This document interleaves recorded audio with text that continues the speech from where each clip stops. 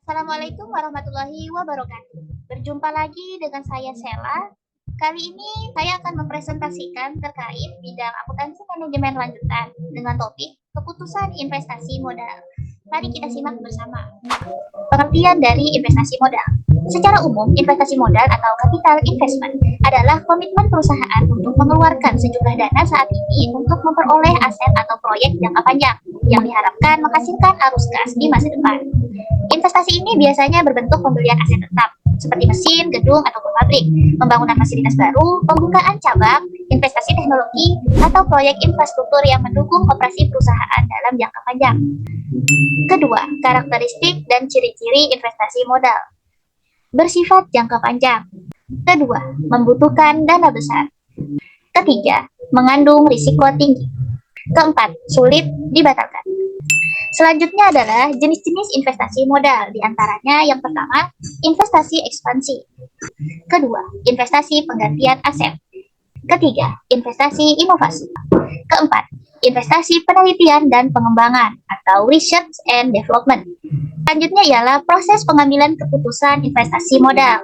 Salah satunya yaitu pertama, identifikasi peluang investasi, di mana investasi perusahaan terlebih dahulu mengidentifikasi peluang proyek yang berpotensial, misalnya ekspansi kapasitas produksi, penggantian mesin lama dengan mesin yang lebih efisien, investasi teknologi informasi, maupun proyek research and development dan inovasi produk.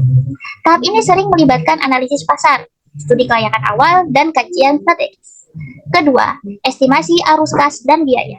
Setelah peluang dipilih, manajemen menyusun proyeksi, mulai dari investasi awal, arus kas operasional tahunan, dan nilai sisa di akhir umur proyek.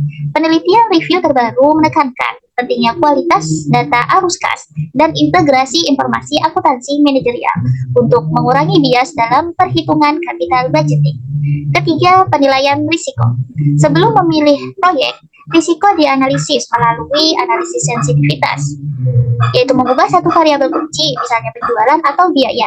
Kedua, analisis skenario, yaitu skenario optimis, moderat, atau pesimis. Dan yang ketiga, pendekatan probabilistik atau simulasi, misalnya Monte Carlo untuk melihat distribusi hasil investasi. Keempat, evaluasi dan seleksi proyek. Pada tahap ini digunakan metode capital budgeting seperti payback, NPV, IRR, profitability index, dan lain-lain.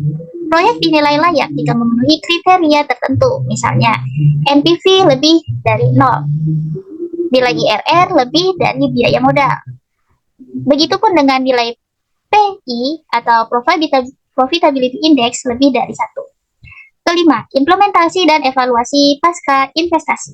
Setelah diputuskan, proyek diimplementasikan dan kinerja aktualnya dievaluasi melalui monitoring, yaitu membandingkan realisasi arus kas dengan proyeksi.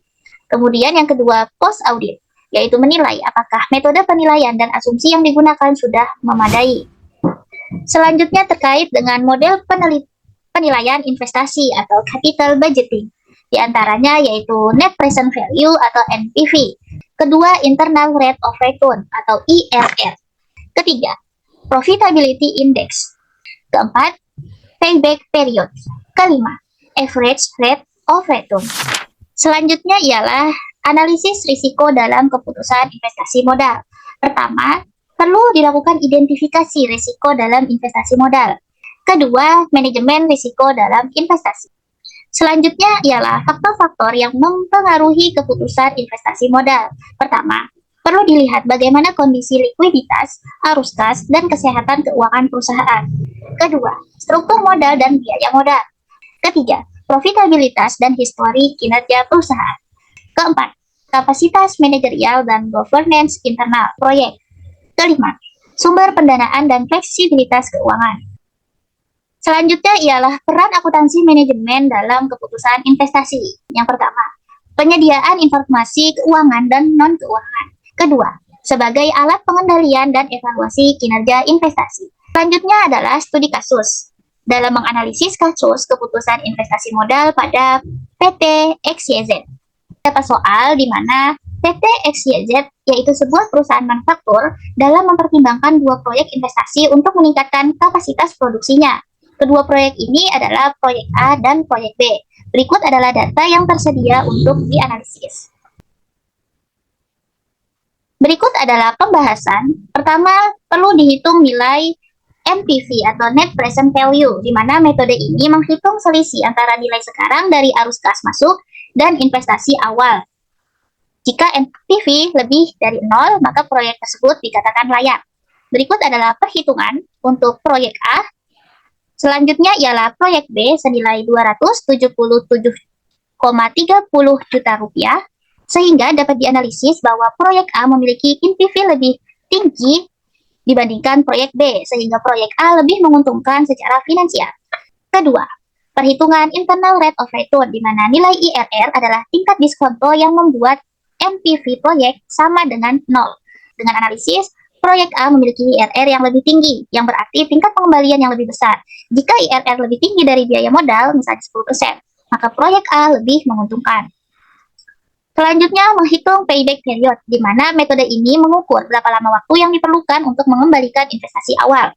Berdasarkan hal tersebut, maka proyek A memiliki payback period yang lebih cepat, yang lebih disukai jika perusahaan mengutamakan likuiditas. Berdasarkan hal tersebut, penghitungan NPV, IRR, dan payback period, perusahaan perlu mempertimbangkan faktor risiko dan non-finansial yang dapat mempengaruhi keputusan investasi. Kemudian yang kedua, risiko keuangan. Kemudian yang ketiga yaitu faktor non-finansial, di mana terdapat faktor lain yang perlu dipertimbangkan, yaitu seperti dampak sosial, lingkungan, dan regulasi. Berdasarkan simulasi, pengambilan keputusan investasi, dan penghitungan nilai NPV, IRR, dan payback period, maka direkomendasikan proyek A lebih menguntungkan secara finansial atau lebih cepat dalam pengembalian investasi. Mungkin itu saja yang dapat saya sampaikan. Terima kasih atas perhatian. Semoga materi tadi bernilai manfaat. Wassalamualaikum warahmatullahi wabarakatuh.